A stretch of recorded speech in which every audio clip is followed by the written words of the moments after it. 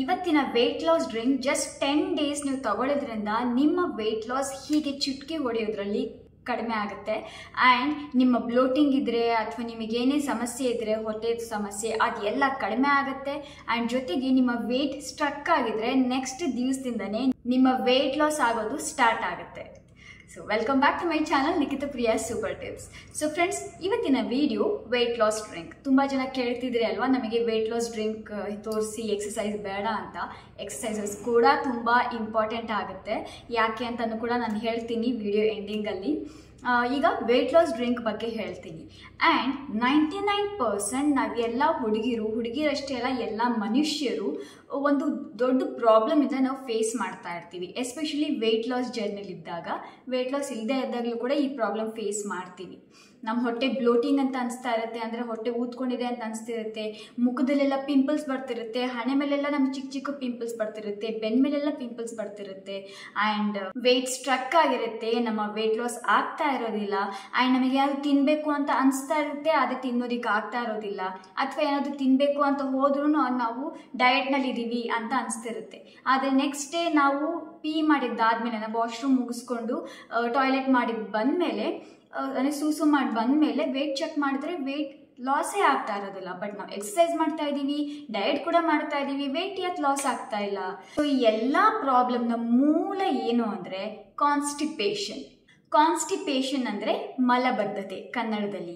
So ಈ ಕಾನ್ಸ್ಟಿಪೇಷನ್ನಿಂದನೇ ನಿಮ್ಮ weight struck ಆಗಿದೆ, ವೆಯ್ಟ್ ಲಾಸ್ ಆಗ್ತಾ ಇಲ್ಲ, ಹೊಟ್ಟೆ ನಿಮಗೆ ಊದಿದೆ ಅಂತ ಅನಿಸ್ತಾ ಇರುತ್ತೆ, ವಾಂತಿ ಬರೋಂಗೆ ಆಗೋದು, ನಾವು ಒಂಥರ ಸಿಟ್ ಮಾಡ್ಕೊಳ್ಳೋದು, ಕೂತ್ಕೊಳ್ಳೋಕ್ಕಾಗಲ್ಲ, ನಿಂತ್ಕೊಳ್ಳೋಕ್ಕಾಗ್ತಾ ಇರಲ್ಲ. ಸೊ ಏನೋ ಒಂಥರ ಇರಿಟೇಷನ್ ಆಗ್ತಿರೋದು, ಹೀಗೆಲ್ಲ ಆಗ್ತಾ ಇದೆ.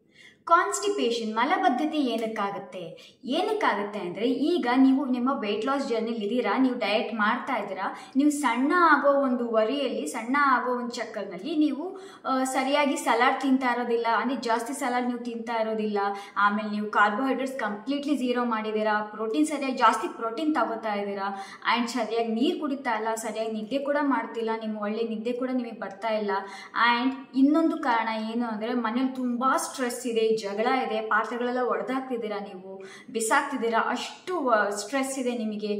ಇದೆಲ್ಲ ಕಾರಣದಿಂದ ನಿಮ್ಮ ವೆಯ್ಟ್ ಸ್ಟ್ರಕ್ ಆಗಿದೆ. ಆ್ಯಂಡ್ ನೀವು ಡೇಟ್ಸ್ ತಿಂತಾ ಇಲ್ಲ, ದಿನಕ್ಕೆ 1 ಡೇಟ್ಸ್ ತಿನ್ಬೋದು ಡಯಟ್ ಮಾಡುವಾಗ. ಅಥವಾ ರೇಸಿನ್ಸ್ 4-5, ನೀವು ರೇಸಿನ್ಸ್ ಅಂದರೆ ಒಣ ದ್ರಾಕ್ಷಿ, ಇದು ಕೂಡ ತಿನ್ಬೋದು. ಅದನ್ನು ತಿಂತಾ ಇಲ್ಲ ಅಂದರೆ ನಿಮ್ಮ ಹೊಟ್ಟೆ ಕ್ಲೀನ್ ಆಗೋದಿಲ್ಲ, ನಿಮ್ಮ ಹೊಟ್ಟೆ ಬ್ಲೋಟಿಂಗ್ ಊದ್ಕೊಂಡಿದೆ ಅಂತಲೇ ಅನಿಸ್ತಿರುತ್ತೆ, ಬೆಲ್ಲಿ ಕೂಡ ಫ್ಲ್ಯಾಟ್ ಅಂತ ಅನಿಸೋದಿಲ್ಲ, ನಿಮ್ಮ ವೆಯ್ಟ್ ಲಾಸ್ ಕೂಡ ಆಗ್ತಾ ಇರೋದಿಲ್ಲ. ನಿಮ್ಮ ವೆಯ್ಟ್ ಲಾಸ್ ಜರ್ನಿಲಿ ನೀವು ಪ್ರೋಬಯೋಟಿಕ್ ಆ್ಯಡ್ ಮಾಡ್ತಾ ಇಲ್ಲ ಅಂದರೆ, ವಾಟ್ ಈಸ್ ಪ್ರೋಬಯೋಟಿಕ್? ಪ್ರೋಬಯೋಟಿಕ್ ಅಂದರೆ ನೀವು ಮಜ್ಜಿಗೆ ಆ್ಯಡ್ ಮಾಡ್ತಾ ಇಲ್ಲ, ಮೊಸರು ಆ್ಯಡ್ ಮಾಡ್ಕೋತಾ ಇಲ್ಲ ಅಂದರೆ ನಿಮ್ಮ ಡಯಟ್ನಲ್ಲಿ, ಸೊ ನಿಮ್ಮ ವೆಯ್ಟ್ ಲಾಸ್ ಯಾವತ್ತೂ ಆಗೋದಕ್ಕೆ ಸಾಧ್ಯನೇ ಇಲ್ಲ. ಯಾಕಂದರೆ ನೀವು ಕಾನ್ಸ್ಟಿಪೇಷನ್ ಇಂದ ತುತ್ತಾಗ್ತೀರಾ, ಕಾನ್ಸ್ಟಿಪೇಷನಿಂದ ಬಳಲ್ತಾ ಇರ್ತೀರ. ಕಾನ್ಸ್ಟಿಪೇಷನ್ ಯಾವಾಗಿರುತ್ತಲ್ಲ, ನಿಮ್ಮ ಹೊಟ್ಟೆ ಕ್ಲೀನ್ ಆಗೋದಿಲ್ಲ, ನಿಮ್ಮ ವೆಯ್ಟ್ ಲಾಸ್ ಕೂಡ ಆಗೋದಿಲ್ಲ. ಸೊ ನೀವು ಬೆಳಗ್ಗೆ ಪೀ ಪಾಸ್ ಮಾಡಿದ್ರಿ ಅಂದರೆ, ನೀವು ಸೂಸು ಮಾಡಿದ್ರಿ, ಬಂದು ವೆಯ್ಟ್ ಚೆಕ್ ಮಾಡ್ಕೊಂಡ್ರಿ, ಬಟ್ ನಿಮ್ಮ ವೆಯ್ಟ್ ಅಲ್ಲೇ ನಿಂತಿದೆ, ವೆಯ್ಟ್ ಲಾಸ್ ಆಗ್ತಾ ಇಲ್ಲ. ಸೊ ಇದೆಲ್ಲವೂ ನಮಗೆ ವೆಯ್ಟ್ ಲಾಸ್ ಆಗ್ತಿಲ್ಲ ಅಂದ್ರೆ ನಮಗೆ ಸಿಟ್ಟು ಬರುತ್ತೆ, ಸ್ಟ್ರೆಸ್ ಅಂತ ಅನಿಸುತ್ತೆ, ಇದೇನಪ್ಪ ಅಂತ ಅನಿಸುತ್ತೆ, ಹೌದಲ್ವಾ? ಆ್ಯಂಡ್ ನೀವು ಮನೇಲಿ ಅಕಸ್ಮಾತ್ ಜಗಳ ಮಾಡಿದರೆ, ನೀವು ತುಂಬ ಜಗಳ ಮಾಡಿದ್ದೀರಾ, ಪಾತ್ರೆನೆಲ್ಲ ಬಿಸಾಕಿದ್ದೀರಾ, ಅಷ್ಟು ಜಗಳ ಮಾಡಿದ್ದೀರಾ, ತಲೆ ಹಿಂಗೆ ಕೆರ್ಕೋಬೇಕು ಅನಿಸುತ್ತೆ. ಸೊ ಅಂಥ ಟೈಮಲ್ಲೂ ಕೂಡ ನಿಮ್ಮ ವೆಯ್ಟ್ ಲಾಸ್ ಆಗೋದಿಲ್ಲ. ಅಕಸ್ಮಾತ್ ನಿಮ್ದೆಲ್ಲ ಚೆನ್ನಾಗಿದೆ ಆದರೂ ವೆಯ್ಟ್ ಲಾಸ್ ಆಗ್ತಾ ಇಲ್ಲ ಅಂದರೆ ಕಾನ್ಸ್ಟಿಪೇಷನ್ ಕೂಡ ಒಂದು ಕಾರಣ ಆಗ್ಬೋದು. ಸೊ ಇದೆಲ್ಲ ನಿಮ್ಮ ಪ್ರಾಬ್ಲಮ್ ಇಂದ ಹೊರಗೆ ಬರೋದಕ್ಕೆ, ಒಂದು ಕಾನ್ಸ್ಟಿಪೇಷನ್, ವೆಯ್ಟ್ ಲಾಸ್ ಆಗಬೇಕು ಆ್ಯಂಡ್ ನಿಮ್ಮ ಹೊಟ್ಟೆ ಎಲ್ಲ ಕ್ಲೀನ್ ಆಗಬೇಕು ಅಂದರೆ ಒಂದು ಸೂಪರ್ ಆಗಿರೋಂಥ ಡ್ರಿಂಕ್ ನಾನು ನಿಮಗೆ ಇವತ್ತು ತೋರಿಸ್ತಾ ಇದ್ದೀನಿ, ನಿಮಗೆಲ್ರಿಗೂ ಇದು ಯೂಸ್ಫುಲ್ ಆಗಲಿ ಅಂತ. ಸೊ ಸಖತ್ತಾಗಿರೋಂತಹ ವೆಯ್ಟ್ ಲಾಸ್ ಡ್ರಿಂಕ್ ಇದು ನಿಮ್ಮ ಬಾಡಿಗೆ ಗುಡ್ ಡೈಜೆಷನ್ ಕೊಡುತ್ತೆ. ನಿಮ್ಮ ಬಾಡಿಯಲ್ಲಿ ಏನೇ ಡೈಜೆಷನ್ ಇಶ್ಯೂಸ್ ಇರಲಿ ಅದೆಲ್ಲ ಹೋಗ್ಲಾಡ್ಸುತ್ತೆ, ನಿಮ್ಮ ಹೊಟ್ಟೆನ ಕ್ಲೀನ್ ಮಾಡುತ್ತೆ. ನಿಮ್ಮ ಹೊಟ್ಟೆಯಲ್ಲಿರುವಂತಹ ಲಾರ್ಜ್ ಇಂಟೆಸ್ಟೈನ್, ಸ್ಮಾಲ್ ಇಂಟೆಸ್ಟೈನ್ ಇರುತ್ತಲ್ಲ, ಅದು ಎಲ್ಲ ಏನೇ ಗಲೀಜಿದ್ರು ಎಲ್ಲ ಹೊರಗೆ ಹಾಕುತ್ತೆ. ತುಂಬ ಲೈಟ್ ಫೀಲ್ ಮಾಡ್ತೀರಾ, ತುಂಬ ಆರಾಮ್ ಅನಿಸುತ್ತೆ, ತುಂಬ ಕ್ಲೀನ್ ಕೂಡ ಇರುತ್ತೆ. ಆ್ಯಂಡ್ ನಿಮ್ಮ ಹೊಟ್ಟೆ ಕೂಡ ಅಬ್ಬಾ ಅಂತ ಅನಿಸುತ್ತೆ. ಅಷ್ಟು ಒಳ್ಳೆ ಡಿಟಾಕ್ಸ್ ಡ್ರಿಂಕ್ ಇದು. ಆ್ಯಂಡ್ ಜೊತೆಲಿ ಟೇಸ್ಟಿ ಕೂಡ ಹೌದು, ಆ್ಯಂಡ್ ಜಾಸ್ತಿ ಫೈಬರ್ ಕೂಡ ಇದೆ ಇದರಲ್ಲಿ. ಸೊ ಈ ಡ್ರಿಂಕಲ್ಲಿ ಮೇನ್ ಇಂಗ್ರೀಡಿಯೆಂಟ್ ಹುಣಸೆ ಹಣ್ಣು. ನಾರ್ಮಲ್ ನಾವು ಮನೇಲಿ ಅಡುಗೆಗೆ ಬಳಸ್ತೀವಲ್ಲ ಅದೇ ಹುಣಸೆ ಹಣ್ಣು. ಆ್ಯಂಡ್ ಟೇಸ್ಟ್ ಕೂಡ ಸಖತ್ತಾಗಿರುತ್ತೆ. ಆ್ಯಂಡ್ ಇದನ್ನು ನೀವು ಯಾವಾಗ ತಗೋಬೇಕು ಅಂದರೆ ಬೆಳಿಗ್ಗೆ ಬ್ರೇಕ್ಫಾಸ್ಟ್ ಆದಮೇಲೆ ಒಂದು 10:30 11 ಗಂಟೆ ನೀವು ಮಿಡ್ ಬ್ರೇಕ್ಫಾಸ್ಟ್ ಟೈಮ್ ಇರುತ್ತಲ್ಲ ಆ ಟೈಮಲ್ಲಿ ತಗೊಳ್ಳಿ. ಅಥವಾ ಸಂಜೆ ಟೀ ಟೈಮ್ ಇರುತ್ತಲ್ಲ ಒಂದು 4:30 5 ಗಂಟೆ ಆ ಟೈಮ್ನಲ್ಲಿ ಇದನ್ನು ಕುಡಿಬೇಕಾಗುತ್ತೆ. ಇದನ್ನೊಂದ್ಸಲ ಕುಡೀರಿ. ನಿಮಗೆ 3-4 ಅವರ್ಸ್ನಲ್ಲೇ ಇಮಿಡಿಯೇಟ್ಲಿ ನೀವು ವಾಶ್ರೂಮ್ಗೆ ಹೋಗ್ತೀರಾ, ನಿಮ್ಮ ಸ್ಟೂಲ್ ಪಾಸ್ ಮಾಡ್ತೀರಾ. ಆ್ಯಂಡ್ ಆಮೇಲೆ ನೋಡಿ ನಿಮ್ಮ ವೆಯ್ಟ್ ಯಾವ ರೀತಿ ಲಾಸ್ ಆಗುತ್ತೆ ಅಂತ. ಅಂದರೆ ಇವತ್ತು ನೀವು ತಗೊಂಡ್ರೆ ನೆಕ್ಸ್ಟ್ ಡೇಯಿಂದ ನಿಮ್ಮ ವೆಯ್ಟ್ ಲಾಸ್ ಆಗೋದು ಹೀಗೆ ಸ್ಟಾರ್ಟ್ ಆಗುತ್ತೆ. ಸೊ 10 ಡೇಸ್ ಇದನ್ನು ಕಂಟಿನ್ಯೂಸ್ ಆಗಿ ತಗೊಂಡ್ರೆ ನಿಮ್ಮ ವೆಯ್ಟ್ ಲಾಸ್ ಯಾವ ರೀತಿ ಆಗ್ಬೋದು. ಆ್ಯಂಡ್ ನಾನಿವತ್ತು 2 ಡ್ರಿಂಕ್ನ ಇಂಟ್ರೊಡ್ಯೂಸ್ ಮಾಡ್ತಿದ್ದೀನಿ. ಅಂದರೆ 2 ಡ್ರಿಂಕ್ ತೋರಿಸ್ತಾ ಇದ್ದೀನಿ. ಒಂದು ಬೇಸಿಕ್ ನಾರ್ಮಲ್ ಆಗಿರೋವಂಥ ಡ್ರಿಂಕ್, ಇನ್ನೊಂದು ಸಖತ್ತಾಗಿರುವಂಥ ಡ್ರಿಂಕ್. ಟೇಸ್ಟ್ ಅಂತೂ ತುಂಬ ಸಖತ್ತಾಗಿರುತ್ತೆ, ಯಮ್ಮಿ ಆಗಿರುತ್ತೆ. ಸೊ ಇದನ್ನು ಯಾವ ರೀತಿ ಮಾಡೋದು ಅಂತ ನೋಡ್ಕೊಂಬರೋಣ ಬನ್ನಿ. ಈಗ ನನ್ನ ಕಿಚನ್ ಸ್ಲ್ಯಾಬ್ ಮೇಲೆ ಹೋಗೋಣ. ಸೊ ನಾನೀಗ ಒಂದು ಬಟ್ಲಲ್ಲಿ ಒಂದು ಸ್ವಲ್ಪ ಹುಣಸೆ ಹಣ್ಣನ್ನು ನೆನೆ ಹಾಕ್ತಾ ಇದ್ದೀನಿ. ನಾನಿಲ್ಲಿ 2 ಗ್ಲಾಸ್ ಮಾಡ್ತಾ ಇದ್ದೀನಿ, ಯಾಕಂದರೆ ನಾನು 2 ಟೈಪ್ ತೋರಿಸ್ತೀನಿ, 2 ವೆರೈಟಿ ಅಂತ ಹೇಳಿದ್ನಲ್ಲ. ಸೊ ಅದಕ್ಕೆ ನಾನು ಇಷ್ಟು ತೊಗೊಂಡಿದ್ದೀನಿ, ಒಂದು ಮೀಡಿಯಮ್ ಸೈಜಿನ ನಿಂಬೆಹಣ್ಣಿನ ಗಾತ್ರದಷ್ಟು. ಆ್ಯಂಡ್ ಇದಕ್ಕೆ ನಾನು ಸ್ವಲ್ಪ ವಾರ್ಮ್ ವಾಟರ್ ಹಾಕ್ತಾಯಿದ್ದೀನಿ, ಬಿಸಿ ನೀರನ್ನು. ಒಂದು 10 ನಿಮಿಷ ಇದನ್ನೇ ನೆನೆ ಬಿಟ್ಟರೆ ಸಾಕು.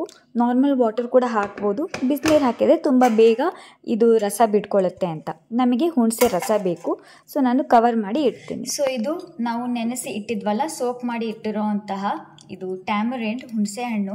ಇದನ್ನು ಜಸ್ಟ್ ಚೆನ್ನಾಗಿ ಮಿಕ್ಸ್ ಮಾಡ್ತಾ ಇದ್ದೀನಿ. ಇದನ್ನು ಜಸ್ಟ್ ಒಂದು 5 to 10 ಮಿನಿಟ್ಸ್ವರೆಗೂ ನಾನು ಬಿಸಿ ನೀರಲ್ಲಿ ಸೋಕ್ ಮಾಡಿದ್ದೆ. ನೀವು ನಾರ್ಮಲ್ ವಾಟರಲ್ಲಿ ಸೋಕ್ ಮಾಡೋ ಹಾಗಿದ್ದೆ ಒಂದು 15 ಮಿನಿಟ್ಸ್ ಚೆನ್ನಾಗಿ ಸೋಕ್ ಮಾಡಿ. ಆ್ಯಂಡ್ ಇದನ್ನು ಚೆನ್ನಾಗಿ ಈ ರೀತಿ ಇದರ ರಸ ಎಲ್ಲ ಚೆನ್ನಾಗಿ ಬಿಡಬೇಕು. ಸೊ ನಾನು ಇದನ್ನು ಮಿಕ್ಸ್ ಮಾಡ್ತಾ ಇದ್ದೀನಿ. ಹೀಗೆ ಚೆನ್ನಾಗಿ ಮಿಕ್ಸ್ ಮಾಡಿ, ಇಲ್ಲಿ ನೋಡಿ ಇದರ ರಸ ಕೂಡ ಬಂದಿದೆ, ತುಂಬ ಚೆನ್ನಾಗಿ ಬಂದಿದೆ. ಸೊ ಈಗ ಇದನ್ನು ಸ್ಟ್ರೈನ್ ಮಾಡ್ಕೋತೀನಿ. ಒಂದು ಸ್ಟ್ರೈನರ್ ಹೆಲ್ಪ್ನಲ್ಲಿ ಒಂದು ಪಾತ್ರೆ ತಗೋತೀನಿ, ಚಿಕ್ಕ ಬೌಲ್ ಅಥವಾ ನೀವು ಗ್ಲಾಸ್ ಆದರೂ ತಗೋಬೋದು. ಇದನ್ನು ನಾನು ಈ ರೀತಿ ಸ್ಟ್ರೈನ್ ಮಾಡ್ಕೋತೀನಿ.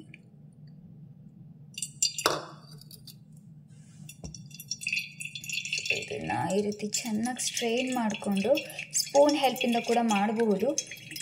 ಈಗ ಸ್ಪೂನ್ ಸ್ವಲ್ಪ ದೂರ ಇದೆ, ಸೊ ನಾನು ಕೈಯಲ್ಲೇ ಈ ರೀತಿ ಇದನ್ನು ಸ್ಟ್ರೈನ್ ಮಾಡ್ತೀನಿ. ನೋಡಿ ಇದು ಜ್ಯೂಸ್ ಕೂಡ ಬರ್ತಾ ಇದೆ. ಹೀಗೆ ಚೆನ್ನಾಗಿ ಸ್ಟ್ರೈನ್ ಮಾಡ್ಕೊಳ್ಳಿ, ಎಷ್ಟಾಗುತ್ತೋ ಅಷ್ಟು ಪಲ್ಪ್. ನಾನು ಇಲ್ಲಿ 2 ಡ್ರಿಂಕ್ ಮಾಡಿ ತೋರಿಸ್ತಾ ಇದ್ದೀನಿ, ಸೊ ಅದಕ್ಕೋಸ್ಕರ ನಾನು ಸ್ವಲ್ಪ ಜಾಸ್ತಿನೇ ತಗೊಂಡಿದ್ದೀನಿ. ಓಕೆ, ಸೊ ಇನ್ನು ಸ್ವಲ್ಪ ಸ್ಟ್ರೈನ್ ಮಾಡ್ಕೋತೀನಿ. ಓಕೆ, ಕಂಪ್ಲೀಟ್ಲಿ ಆಯಿತು. ನಾವೆಷ್ಟು ನೀರು ಹಾಕಿದ್ವಲ್ಲ ಅಷ್ಟನ್ನು ನಾನಿಲ್ಲಿ ಯೂಸ್ ಮಾಡ್ತಾ ಇದ್ದೀನಿ.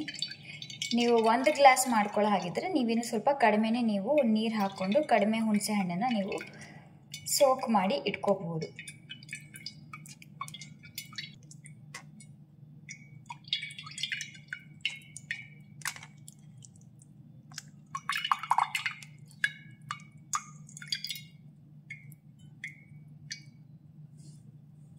ಸೊ ಇಲ್ಲಿ ನೋಡಿ ಇಷ್ಟು ನೀರು ನಮಗೆ ಸಿಕ್ಕಿದೆ.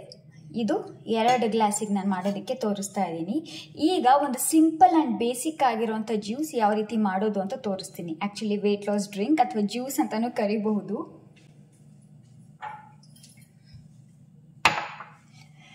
ಸೊ ಇಲ್ಲಿ ನೋಡಿ ಒಂದು ಗ್ಲಾಸ್ ತಗೊಂಡೆ. ಸೊ ಇದರಲ್ಲಿ ಒಂದು 1/4 ಭಾಗ ಗ್ಲಾಸ್ ಅಷ್ಟು, 1/4 ಗ್ಲಾಸ್ ಅಷ್ಟು ನಾನು ಹುಣಸೆ ರಸನ ಹಾಕ್ತಾ ಇದ್ದೀನಿ. ಇಷ್ಟು. ಆ್ಯಂಡ್ ಇದಕ್ಕೆ ನಾನು ಸ್ವಲ್ಪ ಜೀರಿಗೆ ಪೌಡರ್, ಇಷ್ಟು ಜೀರಿಗೆ ಪೌಡರ್.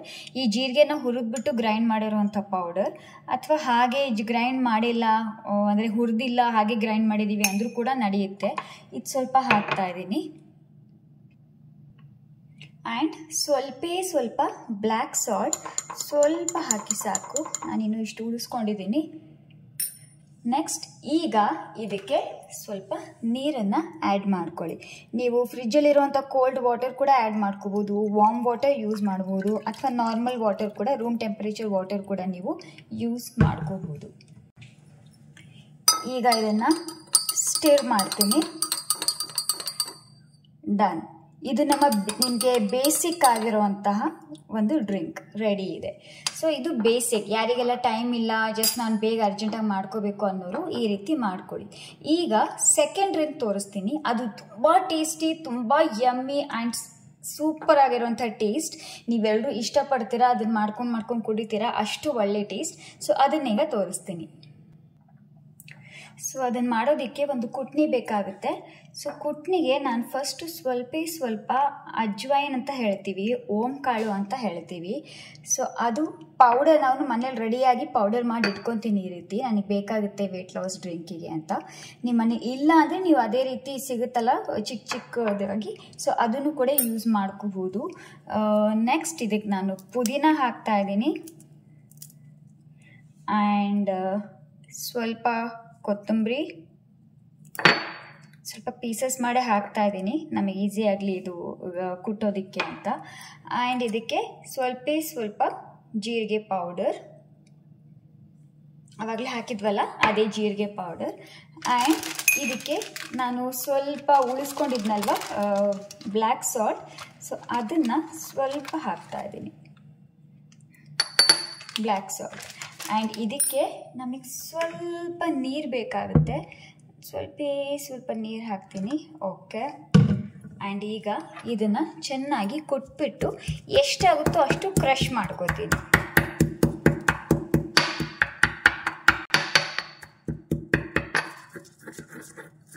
ಸೊ ಇಲ್ಲಿ ನೋಡಿ ಎಲ್ಲ ಚೆನ್ನಾಗಿ ಕುಟ್ಬಿಟ್ಟು ಎಲ್ಲ ಚೆನ್ನಾಗಿ ಕೊಟ್ಟು ಈಗ ಪೇಸ್ಟ್ ಆಗಿದೆ. ಸೊ ಈಗ ಇದನ್ನು ನಾವು ಯೂಸ್ ಮಾಡ್ಕೊಳ್ಳೋಣ. ಇನ್ನೊಂದು ಗ್ಲಾಸ್ ತಗೊಂಡೆ, ಆ ಗ್ಲಾಸಿಗೆ ಇದನ್ನೆಲ್ಲ ನಾನು ಕಂಪ್ಲೀಟಾಗಿ ಹಾಕೋತಾ ಇದ್ದೀನಿ.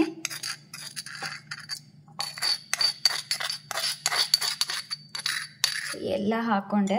ಆಮೇಲೆ ಇದ್ರ ನೀರು ಕೂಡ ನಾನು ಎಕ್ಸ್ಟ್ರಾಕ್ಟ್ ಮಾಡ್ಕೋತೀನಿ. ನೆಕ್ಸ್ಟ್ ಈಗ ಹುಣಸೆ ರಸ, ಇನ್ನು ಉಳಿದಿದ್ದು ಹುಣಸೆ ರಸ ಇದೆಯಲ್ಲ, ಸೊ ಅದು ಇದಕ್ಕೂ ಕೂಡ ಅಷ್ಟೇ ಒಂದು 1/4 ಗ್ಲಾಸ್ ಅಷ್ಟು ಬೇಕಾಗುತ್ತೆ, ಇಷ್ಟು. ಆ್ಯಂಡ್ ನೆಕ್ಸ್ಟ್ ಈಗ ಇದಕ್ಕೆ ನೀರು, ಬಿಸಿನೀರೇ ಹಾಕೋಬೇಕಾ ಅಥವಾ ಕೋಲ್ಡ್ ವಾಟರ್ ಹಾಕೋಬೋದಾ, ಫ್ರಿಜ್ಜಲ್ಲಿರುವಂಥ ನೀರನ್ನು ಹಾಕೋಬೋದಾ, ಚಿಲ್ಡ್ ವಾಟರ್, ಯಾವ ನೀರು ಬೇಕಾದರೂ ಹಾಕೋಬೋದು ನೀವು. ಸೊ ಈಗ ನೀರು ಹಾಕ್ಕೊಂಡು ಅದ್ರ ಮೇಲ್ಗಡೆ ಸ್ವಲ್ಪ ಹುಣಸೆ ಹಣ್ಣಿನ ಬಂದಿದೆ, ಅದು ತೆಗಿತೀನಿ ನಾನು. ಓಕೆ. ಸೊ ಈಗ ಇದನ್ನು ನಾನು ಈ ರೀತಿ ಮಿಕ್ಸ್ ಮಾಡ್ತೀನಿ. ಸೊ ಯಮ್ಮಿ ಟೇಸ್ಟಿ ಆಗಿರೋವಂಥ ಡ್ರಿಂಕ್ ರೆಡಿಯಾಗಿದೆ. ಸೊ ನೀವು ಯಾವ್ದು ಬೇಕಾದರೂ ಮಾಡ್ಕೊಂಡು ಕುಡಿಬಹುದು. ಸೊ ಇದಕ್ಕೆ ನಾನು ನೀರು ಹಾಕೋತೀನಿ ಅಂತ ಹೇಳಿದ್ನಲ್ಲ, ಸೊ ಇದಕ್ಕೂ ಇನ್ನು ಸ್ವಲ್ಪ ನೀರನ್ನು ಹಾಕ್ಕೊಂಡು ಮಿಕ್ಸ್ ಮಾಡ್ಕೋತೀನಿ, ಯಾಕಂದರೆ ಇದರಲ್ಲಿ ಸ್ವಲ್ಪ ಎಕ್ಸ್ಟ್ರಾಕ್ಟ್ ಇದೆ. Okay, done. ಸೊ ರೆಡಿಯಾಗಿದೆ. ನೀವು ಯಾವ್ದು ಬೇಕಾದರೂ ತೊಗೋಬೋದು. ಒಂದು ವೇಳೆ ನೀವು ಬೇಸಿಕ್ ಆಗಿರೋಂಥ ಡ್ರಿಂಕ್ ಬೇಕು ಅಂದರೆ ಅದನ್ನು ಯೂಸ್ ಮಾಡ್ಕೋಬೋದು. ಬೇಸಿಕ್ ಬೇಡ, ಈ ರೀತಿ ಟೇಸ್ಟಿ ಆಗಿರೋಂಥದ್ದು ಬೇಕು ಅಂದರೆ ಇದು ಕೂಡ ನೀವು ಮಾಡ್ಕೋಬೋದು. ಸಖತ್ತಾಗಿರೋಂಥ ಟೇಸ್ಟ್ ಆ್ಯಂಡ್ ತುಂಬ ಬೆಸ್ಟ್ ರಿಸಲ್ಟ್ಸ್ ಕೊಡುತ್ತೆ. ಜಸ್ಟ್ 10 ಡೇಸ್ನಲ್ಲಿ ತುಂಬ ಒಳ್ಳೆ ರಿಸಲ್ಟ್ ಕೊಡುತ್ತೆ ಇದು. Welcome back guys. ಸೊ ಮಾಡೋದು ತುಂಬ ಈಸಿ ಅಲ್ವಾ? ತುಂಬಾ ಈಸಿ. ತುಂಬ ಜನ ಕೇಳ್ಬೋದು ಬ್ಲ್ಯಾಕ್ ಸಾಲ್ಟ್ ಇಲ್ಲ ಅಂದರೆ ನಾವು ನಾರ್ಮಲ್ ಸಾಲ್ಟ್ ಯೂಸ್ ಮಾಡ್ಬೋದಾ ಅಂತ. ನಾರ್ಮಲ್ ಸಾಲ್ಟ್ ಯೂಸ್ ಮಾಡೋಕ್ಕೆ ಹೋಗಬೇಡಿ. ಜಸ್ಟ್ ಒಂದು 50 ಗ್ರಾಮ್ ಅಷ್ಟು ನೀವು ಬ್ಲ್ಯಾಕ್ ಸಾಲ್ಟ್ ತಂದು ಇಟ್ಕೊಂಡ್ಬಿಟ್ರೆ ಆರಾಮಾಗಿ ಯೂಸ್ ಮಾಡ್ಬೋದು. ಆ್ಯಂಡ್ ತುಂಬ ಈಸಿ, ಹೌದಲ್ವಾ? ತುಂಬ ಈಸಿ ಆಗಿರೋಂಥ ಡ್ರಿಂಕ್. ಹಾಂ, ಆಮೇಲೆ ಯಾರೆಲ್ಲ ಈ ಪೈಲ್ಸ್ ಪ್ರಾಬ್ಲಮಿಂದ ಫೇಸ್ ಮಾಡ್ತಾ ಇದ್ದೀರಲ್ಲ, ಪೈಲ್ಸ್ ಪ್ರಾಬ್ಲಮ್ ಇದೆ, ಏನು ಮಾಡಿದರೂ ಹೋಗ್ತಾ ಇಲ್ಲ, ಆಪ್ರೇಷನ್ ಕೂಡ ಹೋಗಬೇಕೀಗ ಮಾಡಿಸ್ಕೊಳ್ಳೋದಕ್ಕೆ ಅನ್ನೋರು continuously 10 days every day 10 days continuously ಈ ಡ್ರಿಂಕ್ನ ತಗೊಳ್ಳಿ. ನೀವು ಆಪ್ರೇಷನ್ಗೂ ಕೂಡ ಹೋಗೋ ಅವಶ್ಯಕತೆ ಇಲ್ಲ. ಈ ಪೈಲ್ಸ್ ಅಥವಾ ಫೀಶರ್ ಅಂತ ಇರುತ್ತಲ್ಲ, ಸೊ ಅದಕ್ಕೆ ನೀವು ಟಾಟಾ ಬಾಯ್ ಅಂತ ಹೇಳಿ ಆರಾಮಾಗಿ ರಿಲ್ಯಾಕ್ಸ್ ಮಾಡಿ ಕೂಲ್ ಆಗಿರಿ, ಕಾಮ್ ಆಗಿರಿ. ಯಾಕಂದರೆ ನಿಮ್ಮ ಪೈಲ್ಸ್ ಅಂಡ್ ಫೀಶರ್ ಈ ಡ್ರಿಂಕ್ 10 ಡೇಸ್ ತಗೊಳ್ಳೋದ್ರಿಂದ ಓಡ್ ಹೋಗುತ್ತೆ. ಆ್ಯಂಡ್ ಯಾರ್ದೆಲ್ಲ ಹಿಮೋಗ್ಲೋಬಿನ್ ಲೆವೆಲ್ ಕಡಿಮೆ ಇದೆಯಲ್ಲ, ಸೊ ಅವರು ಕೂಡ ಇದನ್ನು ಟ್ರೈ ಮಾಡಿ. ನಿಮ್ಮ ಹಿಮೋಗ್ಲೋಬಿನ್ ಲೆವೆಲ್ ಕಡಿಮೆ ಇದೆ ಅನ್ನೋ ಪ್ರಾಬ್ಲಮ್ ಕೂಡ ನಿಮಗೆ ಇರೋದಿಲ್ಲ. ಆ್ಯಂಡ್ ವೆಯ್ಟ್ ಲಾಸಿಗೆ ಬರೋಣ. ವೆಯ್ಟ್ ಲಾಸ್ ಯಾರ್ದೆಲ್ಲ ಸ್ಟ್ರಕ್ ಆಗಿದೆ ಅಂತ ಅನ್ನೋರು ಕಂಟಿನ್ಯೂಸ್ ಆಗಿ 10 ಡೇಸ್ ಈ ಡ್ರಿಂಕ್ನ ಕುಡೀರಿ. ನಿಮ್ಮ ವೆಯ್ಟ್ ಲಾಸ್ ಹೀಗಾಗುತ್ತೆ. ತುಂಬ ಚೆನ್ನಾಗಿ ವರ್ಕ್ ಮಾಡುತ್ತೆ. ಆರಾಮಾಗಿ ವೆಯ್ಟ್ ಲಾಸ್ ಮಾಡ್ತೀರಾ. ನಿಮ್ಮ ಹೊಟ್ಟೆ ಉಬ್ರ ಇದೆ, ಬೆಲ್ಲಿ ಫ್ಯಾಟ್ ಇದೆ, ಬೆಲ್ಲಿ ಕಡಿಮೆ ಆಗ್ತಿಲ್ಲ, ಫ್ಲಾಟ್ ಆಗ್ತಿಲ್ಲ, ಏನೇ ಮಾಡಿದ್ರು ಡಯಟ್ ಮಾಡಿದ್ರು ಅನ್ನೋರು ಇದನ್ನು ಟ್ರೈ ಮಾಡಿ. ಆಮೇಲೆ ನೋಡಿ ನಿಮ್ಮ ವೆಯ್ಟ್ ಲಾಸ್ ಯಾವ ರೀತಿ ಆಗುತ್ತೆ ಅಂತ. ಸೊ ಇಷ್ಟ ಆಗಿದ್ದು ಫ್ರೆಂಡ್ಸ್ ಇವತ್ತಿನ ವಿಡಿಯೋ. ಐ ಹೋಪ್ ಕಾನ್ಸ್ಟಿಪೇಷನಿಂದ ಬಳಲ್ತಾ ಇದ್ದರೆ, ಕಾನ್ಸ್ಟಿಪೇಷನ್ ಇದ್ದವರಿಗೆ ವೆಯ್ಟ್ ಲಾಸ್ ಆಗ್ತಿಲ್ಲ ಅಂದರೆ ಈ ಡ್ರಿಂಕ್ ನಿಮ್ಗೆ ತುಂಬ ಹೆಲ್ಪ್ ಮಾಡುತ್ತೆ ಅಂತ ಅಂದ್ಕೊಂಡಿದ್ದೀನಿ ಏನೋ. ಡೆಫಿನೆಟ್ಲಿ ಫಾರ್ ಶ್ಯೂರ್ ನಿಮಗೆ ತುಂಬ ಹೆಲ್ಪ್ ಮಾಡುತ್ತೆ. ಇದು ಟ್ರೈ ಮಾಡಿ ನೋಡಿ ಆ್ಯಂಡ್ ಹೇಗೆ ವರ್ಕ್ ಆಯಿತು ಅಂತ ನನಗೆ ಕಮೆಂಟ್ ಮಾಡಿ ತಿಳಿಸಿ. ನೀವು ಬೇಕಾದರೆ ಈಗಲೇ ಹೋಗಿ ನೀವು ಟ್ರೈ ಮಾಡ್ಬೋದು, ಯಾಕಂದರೆ ಎಲ್ಲ ಇಂಗ್ರೀಡಿಯೆಂಟ್ ಮನೆಯಲ್ಲೇ ಇರೋವಂಥದ್ದು. ಸೊ ಈ ವಿಡಿಯೋ ನಿಮಗೆ ಇಷ್ಟ ಆಗಿದ್ರೆ ಪ್ಲೀಸ್ ಲೈಕ್ ಮಾಡಿ, ನಿಮ್ಮ ಫ್ಯಾಮಿಲಿ ಫ್ರೆಂಡ್ಸ್ ಜೊತೆಲಿ ಶೇರ್ ಮಾಡಿ. ನನ್ನ ಚಾನಲ್ಗೆ ಹೊಸಬ್ರಾಗಿದ್ದರೆ ಪ್ಲೀಸ್ ಸಬ್ಸ್ಕ್ರೈಬ್ ಮಾಡಿ. ಪಕ್ಕದಲ್ಲಿ ಬೆಲ್ ಐಕಾನ್ ಕಾಣುತ್ತೆ, ಅದನ್ನು ಪ್ರೆಸ್ ಮಾಡಿ. ಮರಿಬೇಡಿ ಅದನ್ನು ಪ್ರೆಸ್ ಮಾಡೋದನ್ನು, ಯಾಕಂದರೆ ನಿಮಗೆ ನೋಟಿಫಿಕೇಷನ್ ಬರೋದಿಲ್ಲ ನಾನು ಇಂಥ ಒಳ್ಳೆ ವೀಡಿಯೋಸ್ ಹಾಕಿದಾಗ. ಸೊ ನೋಟಿಫಿಕೇಷನ್ ಕೂಡ ಪ್ರೆಸ್ ಮಾಡಿ. ಆ್ಯಂಡ್ ಮತ್ತೆ ಹೊಸ ವೀಡಿಯೋನಿಗೆ ನಾನು ನಿಮಗೆ ಸಿಗ್ತೀನಿ. ಅಲ್ಲಿವರೆಗೂ ನಮಸ್ಕಾರ.